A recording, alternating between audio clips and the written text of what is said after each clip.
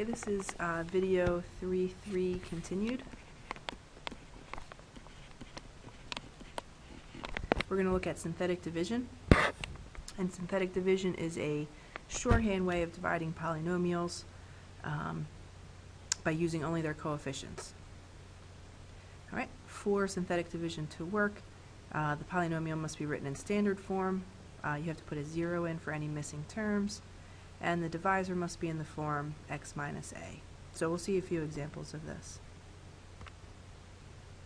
Alright, so here our first part is in standard form, and then we have x plus 2.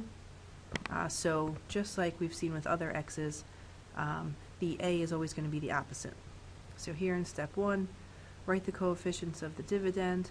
So here's 2, 7, and 9. That's where these came from. A is equal to negative 2. It's always the opposite of what is here.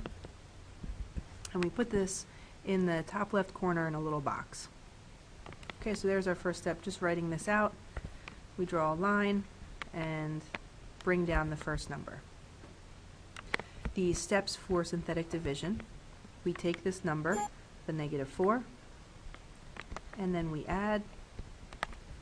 7 plus negative 4 is 3, and then we repeat. So we take the negative 2 times 3, which is where we got negative 6, and then we add, and this number here is our remainder. Now your answer is always in order of remainder, constant, x. If there were other terms, it would go on x squared, x cubed, and so on in order. So here's our answer: 2x plus 3 plus our remainder is 3 over x plus 2. So we leave the denominator here from our original divisor. Okay, so let's try a few on our own. So using synthetic division, the first thing that we need to do is write the coefficients and find a. Okay, so since we have x minus 1/3, a is equal to 1/3. Then we have 3, 9, and negative 2 as our coefficients, and the 1/3 would go in the little box. Here is our setup. Okay, we're going to continue this example on the next page.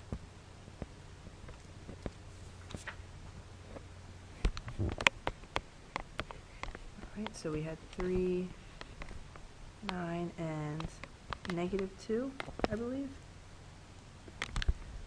Alright, so we bring down the 3, multiply it times the 1/3, add 9 and 1, 10 times 1/3, and then we need to add, so let's make this into thirds. So negative 2 would be negative 6/3, so we get 4/3 as our remainder. So our final step is to write the quotient. Remember, our answer is always remainder, constant, x. So 3x plus 10 plus 4/3 over our divisor, which was x minus 1/3. Okay, and we can leave our fractions like this for now. We'll talk about simplifying those later. Okay, so let's look at another example. First we need to find a. So since we have x plus 2, a is negative 2. It's always the opposite. Next we want to write the coefficients. Okay, so our a is negative 2, so our setup, negative 2 goes in the box.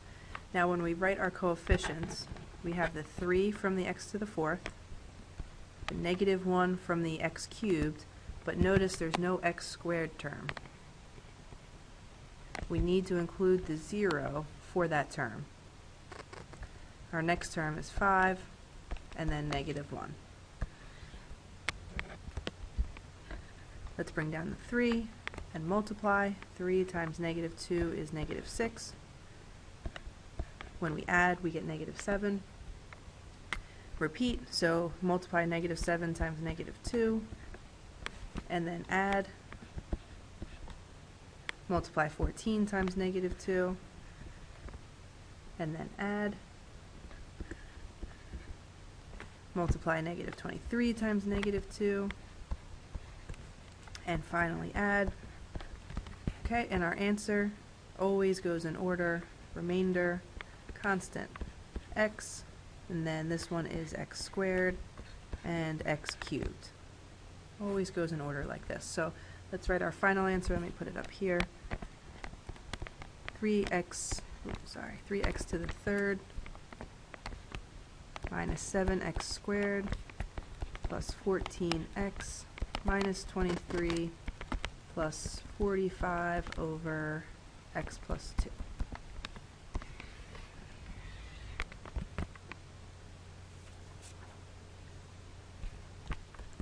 Okay, next we can use synthetic division to evaluate polynomials. It's called synthetic substitution. The process of the synthetic substitution is the same as our division, except what we're doing is finding the value after plugging in a number. So if 3 is our a, then whatever we get for our remainder, if we plug 3 into our expression, we would get 7. So if we did 3 to the third minus 4 times 3 squared plus 5 times 3 plus 1, we'll get 7. Okay, and we see this answer as our remainder when we do synthetic division. Okay, so let's try some synthetic substitution. So we want to put the 2 in here for our little box. Now notice the different setup. It's giving you the value for x. Okay, it's not x plus anything, it's not x minus anything, so the 2 goes directly into the box. Now our coefficients, 2 is the cube term, and then 5, -1, and 7, not missing any, so we don't need a 0. Let's bring down the 2. First step, bring down the 2, then multiply. 2 times 2 is 4. Add, and repeat. 2 times 9 is 18. Add, and multiply. And add. Okay, so we have remainder, constant, x squared.